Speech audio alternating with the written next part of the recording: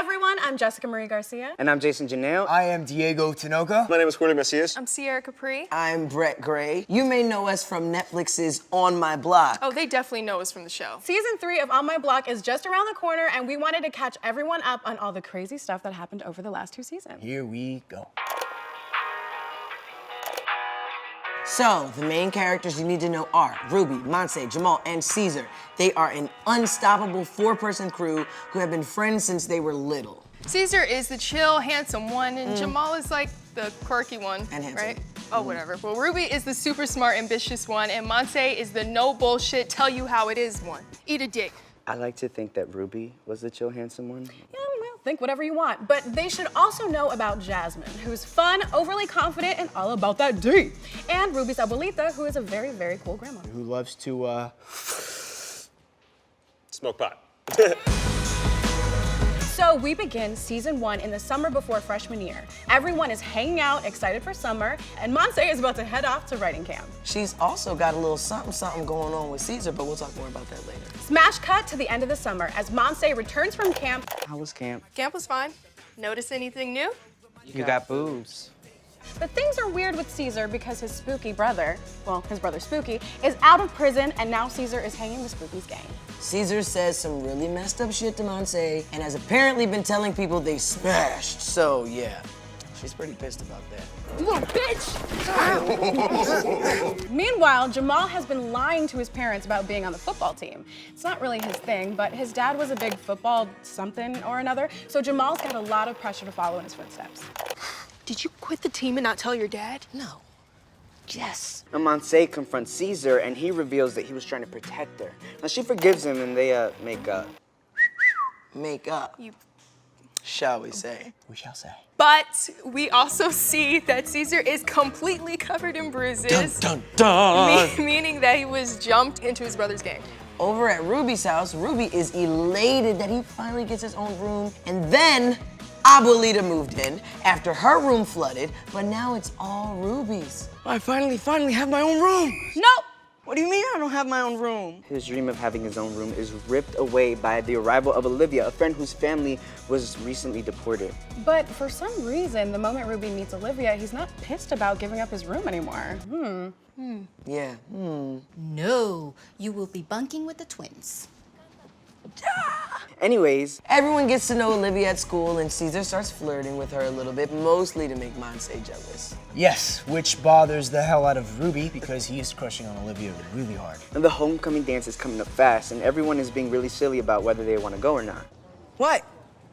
What am I saying wrong? Everything! Well, either way, when they all show up to the dance, it's canceled because of a fight. So they all head back to Monse's house to party. Elsewhere, Jamal, who they all left and didn't tell about the dance, is hanging out with Abuelita. This is nice.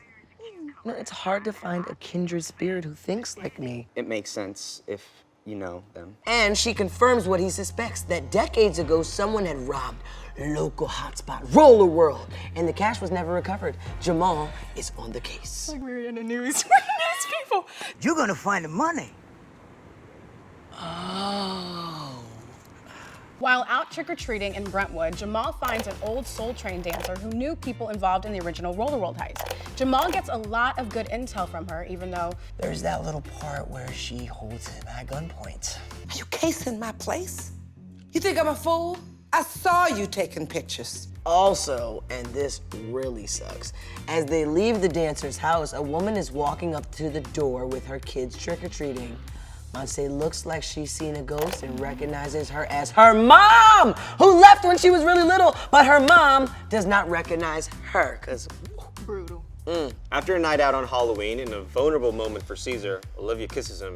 and he kisses her back like a lot, even ignoring Monse's call as they make out. So, if things were insane enough between those two, this is gonna make things even wilder, especially since Jamal knows this secret, and he sucks at keeping secrets. I got 9 hours tops, and that's with perfect conditions. If there are any extenuating circumstances, all bets are off. I can't be too hungry or too full or too hot or too cold or feel like I'm being physically cornered. Next thing we know, Caesar is out crossing out profit tags to impress his brother Spooky, who shows up at Ruby's house and is unexpectedly trapped inside while cops lock down the neighborhood looking for a shooter. Can't believe we're stuck in the house with Oscar! And Caesar is stuck outside running from the prophets and the cops. And the secret clock is still ticking. Caesar eventually gets picked up by Officer Hamill, who turns out to be more interested in his love life than locking him up. He warns Caesar that he needs to stop Monse from finding out about his kiss with Olivia. We gotta get you there. Well, guess what? It doesn't work because Monse finds out. You kissed Olivia. But not from Jamal, and now Caesar's in the doghouse. Okay, so basically everyone is mad at everyone. But nobody is in more shit than Jamal, as always, who accidentally leads his parents to believe he will be playing in the weekend's big football game on the team that he quit months ago. But Ruby does a little verbal jujitsu on the coach, and Jamal is allowed to sit on the bench. Because I have a dream that one day you will ask not what Jamal can do for you, but what you can do for Jamal. Hallelujah! Because if the helmet fits, you must let him sit. Win-win. But you know who isn't happy? Caesar and Monse. We have a huge fight outside the game, which ends in Monse telling Caesar that he needs to go after Olivia after all this time. And Olivia likes you, and I like her, so you should do that. Rough times indeed. Back with the rest of the crew, Olivia's turning 15 and is really bummed out because her mom isn't going to be around to throw her quinceañera. Quinceañera. Oh, that was cute. You did that. So her friends throw her one for her. We're the best. Yeah, it's pretty cute. But later, as Caesar is walking Monse home, he's rolled up on by a rival Prophet gang member, Latrell, who pulls a gun on him and threatens to smoke his ass if he catches him again slipping. Lucky your bitch is here. Caesar's big brother Spooky starts protecting him, even takes him to chill on the beach, right before he reveals that Caesar's gonna have to kill Latrell in retaliation for his threats. Heavy shit. Heavy shit indeed. Still on the hunt for the Roller World money, Jamal meets this eccentric guy, Chivo, who has a weird posse of gnomes. Yeah, those gnomes are weird. Yeah. But Jamal thinks Chivo and the gnomies hold the key to finding the money. back to Monse, who can't get her mom out of her head. When she sees her mom looking for a babysitter on Facebook, she can't help herself and volunteers. This experience is so painful. Monse breaks the connection and unfriends her, but not before her mom realizes who she is.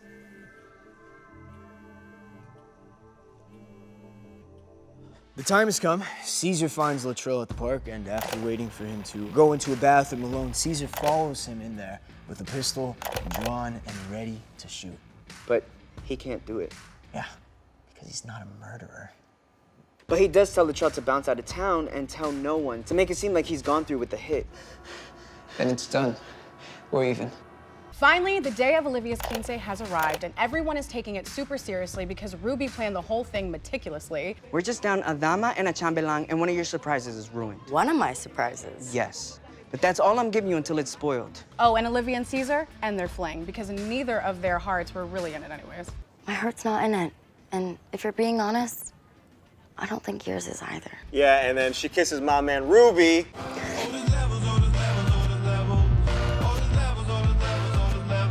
Finally! Monse and Caesar also patched things up, which I think we all knew they would. Oh, and big news! Jamal isn't at the party because he's digging holes in the football field looking for the Roller World money. Ricky, where the hell'd you put it? And guess what? He finds it. He actually finds buried treasure. Insane. But just as things are going so well, Latrell shows up to the quince. Instead of leaving town like he was supposed to, and he opens fire and flees, leaving Ruby and Olivia shot on the ground, gasping for air. Ruby! Mija, stay still.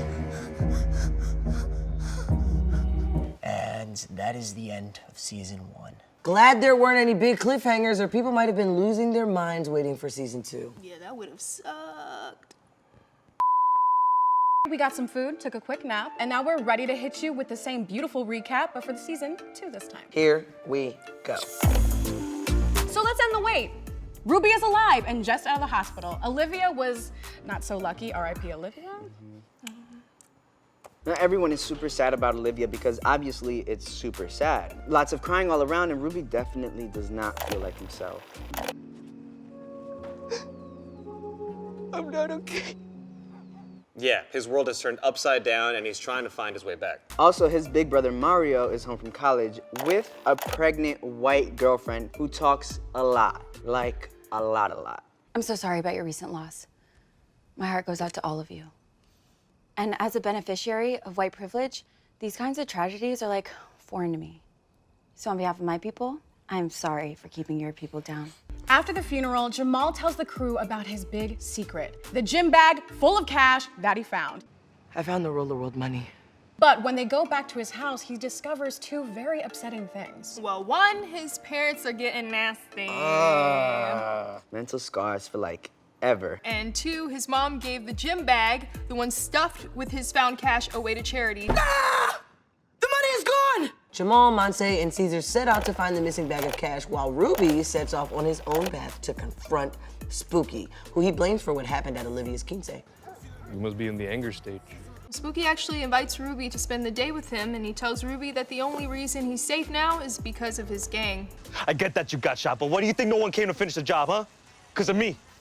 And think about how fast that truce happened. Me, again. Meanwhile, Caesar's on the outs with Spooky and the Santos because, he lied about killing Luttrell, so he's sleeping on the streets of Free Ridge. It's really messed up. But Monse is determined to find him a place to sleep. Jamal gets in trouble with the school for digging up the field. They caught his ass on the security cameras, but at least they don't know about the money. What the hell on earth were you digging up? Either way, the football coach is gonna make him work off his crime. I own you. He also starts getting followed by this creepy little gnome who we met in season 1. The crew needs to find a way to clean the money ASAP because they also need to get Caesar off the streets. Fortunately, Abuelita comes in solid here. After all, she has an all-cash business and agrees to help for a major cut of the loot. Abuelita don't play. And remember how the core four used to try to avoid Jasmine in season 1? It turns out she actually is extremely cool, and Ruby gets to see another side of her. Yeah, she was always nice to him. Well, their relationship as friends continues to build. Jasmine even gets so excited about Ruby's dance prospects that she arranges a group of potential dance partners for him to pick from. I'm sorry, this is the best I could do under such short notice. And in the end, Ruby picks Jasmine as his dance partner anyways. Does that mean? I want to win the dance. Do you want to see my third nipple? Meanwhile, Jamal has taken Caesar in for the time being, but Jamal can be kind of an annoying roommate. You're kidding. You're dreaming. It's just a really odd dream. Well, Monse is also having a bit of housing dilemma because her estranged mom has asked her to come live out in the suburbs, which would mean leaving her dad behind. He's not around a lot, but he loves her. You can't protect her when you're gone for weeks at a time. Well, the night of the big school dance arrives, and sure enough, Ruby and Jasmine kick ass on the dance floor. You knew they would. As they would, hello. But not all is well in the school gym because Caesar finds out Monse wants to move to the suburbs away from him and gives her an ultimatum. Shockingly, in this case, it doesn't work out, and the two break up before the dance is even over. We're done. Damn. I should also mention that Ruby is still dealing with the PTSD from the whole being shot and watching his friend die thing. The song that was playing at Olivia's quince, I've been going through changes, when they were shot comes on at the dance, and Ruby has a panic attack, and shocker, it's Jasmine who brings him comfort. Baby, it's okay. It's okay, you're not ready. Soon, Caesar is working with Jamal at his dad's barbecue restaurant and super depressed about losing Monse. But Monse, on the other hand, is out in the burbs and seems to be doing pretty damn good. Back in Free Ridge, there's a kink in the money cleaning plan. Abuelita's fingers look janky and she can't sew anymore. Could be carpal tunnel, chickenpox, trigger finger, malaria. I think it's arthritis. Jamal decides to help her out since they're partners in crime and also, compas. Unfortunately, she doesn't believe in doctors, so they have to go to the healer. This healer, who happens to be Abuelita's arch nemesis, does not seem to be like a suitable alternative to a doctor. Ruby is really spiraling at this point. In an attempt to cheer him up, his older brother Mario and Spooky roust his ass up and take him to a party with all the Santos. Soon, Ruby's getting all faded and the party ends up getting pretty wild. So wild that after Ruby freestyles on the mic, he drunkenly causes Mario to get punched in the face by a girl, And 2, the gang war that had been on hold to start up again. Wait, what? Oh. Let's go, dude. You gotta go. Over at the barbecue restaurant, a sad-ass Caesar, who is being a really wet blanket all the time now, hooks up with the cute new employee, Paula. Dude, you always hooking up with people. But of course, Monse texts him right afterwards, so, well. By the way, it's only been a month now, but Monse is a full-on suburb girl. Jamal and Ruby even encourage her to stay there after visiting Brentwood and seeing how baller her life is there. Stay. You serious? You just gonna give me up that easily with no discussion or debate? What's there to debate? When you're living in a baller house with expensive fits, and it's safe. But her real friends are in Free Ridge. Her dad is there. Oh yeah, so is Caesar. But if you recall, he's not exactly popular with either one of the gangs at this current war. Back in Brentwood, Monse has Ruby and Jamal over to dinner with some of her now rich friends, which is awkward, really awkward. Get the butt. This is exhausting. And Jasmine's arrival doesn't help things, nor does Jamal eating an entire jar of weed edibles. You're fine. It's fine. Then why are you making that face? What face? Monse! If the night wasn't enough of a debacle, Monse finds out that her mom has been telling people she left Monse's dad because of abuse. And Monse is forced to call her out on this lie, defending her dad's character and eventually deciding she doesn't really need a selfish, lying mother in her life anyway. On the bright side, she realizes how amazing and supportive her father is, and the two are even closer for the experience. Mario's girlfriend, Amber, is getting super pregnant. Like, it's almost on the way. And because his mom seems really unexcited about the whole thing, Ruby takes over planning for a baby shower. Thanks, Mom. I will be taking the baton. No, Mom, Ruby can't take over. Remember the twins' christening, Dad's 40th? Ruby's fancy festivities is in high gear again. But things are really bad right now for Caesar, who is homeless, hiding out from the Prophets, and torn up over his feelings for Monse. Ends the hookup he had with his co-worker. Remember when you told me that Jamal was being haunted by little gnomes? Wait, was he actually being haunted, or are the gnomes real? Who knows? But Chivo definitely is messing around with him and he wants his gnomes back.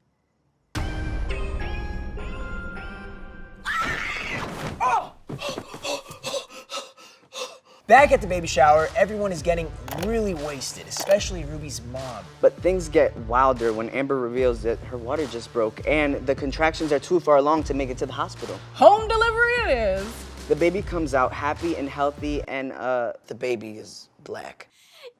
Yes! Realizing that the healer meant Amber was the thing that didn't belong in the house and the money is not cursed, Abuelita stops Jamal from burning it all, just in the nick of time. Wait, who's gonna burn the money?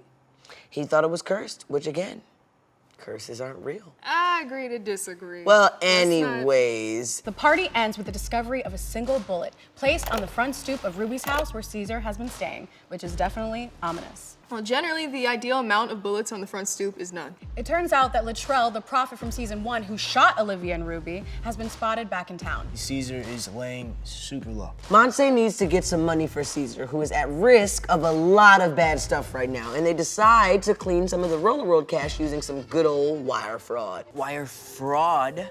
That's a felony that carries at least 5 years. I'm in. Me too. The plan is to wire the money to themselves using fake IDs, and Jasmine has the hookups, bringing them to Chivo's. Yeah, the gnome guy. Chivo agrees to make the IDs, but only if he can rename Jamal's ID, so... Say hello to loose asshole, which, LOL. What? I wasn't ready. No do-overs. Realizing that Chivo's suburban house is a perfect safe house for Caesar, they convince Chivo to let Caesar crash there. But only after Jamal gives up the Nomi Juanita, who Jamal has grown close to. But baby, this is not goodbye forever. Okay? It's just goodbye for now. Cleaning the money is going pretty well now that we have the fake IDs. But things have taken a bit of a dark turn when the Prophets roll up on Jamal, Ruby, and Monse looking for Caesar. Everyone shits their pants, basically. Shit's gotten real thick. They kind of threatened to kill everyone, and this is a step too far for Caesar, who decides to take matters into his own hands, stealing Chivo's gun from the house safe and heading over to Latrell's girlfriend's house. The next morning, when Latrell comes out of the house, Caesar sneaks up and puts a pistol to Latrell's dome. Shoot me, bitch! Jams! Shit. And now Caesar is alone in Prophet's territory and really, truly screwed.